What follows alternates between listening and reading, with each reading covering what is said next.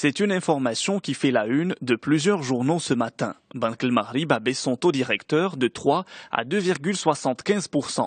Cette décision a été prise dans un contexte caractérisé par la poursuite d'un faible rythme de croissance des activités non agricoles, écrit aujourd'hui le Maroc.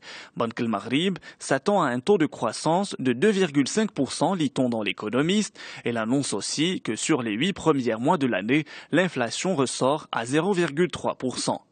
Le ministre de l'Éducation nationale et de la formation professionnelle, Rachid Belmokhtar, dresse un diagnostic sans complexe de l'école publique. C'est le matin qui nous en parle.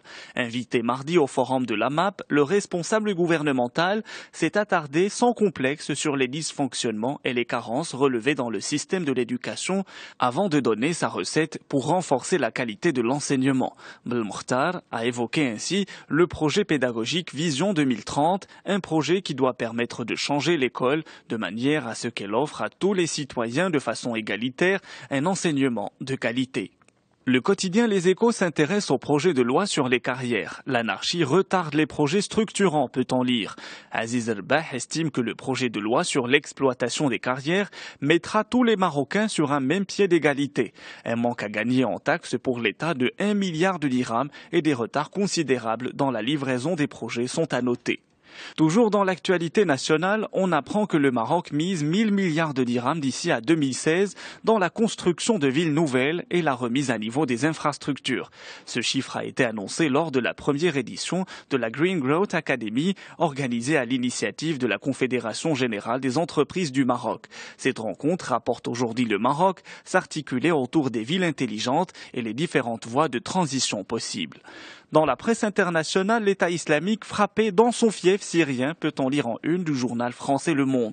Le territoire syrien a été la cible de bombardements et de missiles américains dans la nuit de lundi à mardi. Washington a visé la ville de Raqqa, bastion syrien des djihadistes. 5 pays arabes soutiennent les États-Unis et la France dans ces frappes, nous informe The Guardian, car tout le monde est concerné par la menace de l'État islamique, disait hier Barack Obama. Alors que l'État islamique menaçait les Français, un touriste a été pris en otage en Algérie. Aussitôt, la nouvelle de l'enlèvement du ressortissant français Hervé Gourdel confirmée, les troupes d'élite de l'armée algérienne ont été engagées avec urgence sur le terrain, titre le quotidien algérien L'Expression. 1500 soldats ont été mobilisés. Face à la menace terroriste, la France renforce sa vigilance, lit-on dans le Figaro. La surveillance s'accentue dans les lieux sensibles ou accueillants du public. On termine avec les Échos qui nous parlent de cette nouvelle mesure prise par la France pour lutter contre le tabagisme. Le paquet de cigarettes neutres sans logo, bientôt en vente. Le chef de l'État veut frapper fort alors que plus d'un quart des Français fument. Les industriels du tabac risquent de contre-attaquer par des procès. La cigarette électronique ne sera pas taxée, mais mieux encadrée.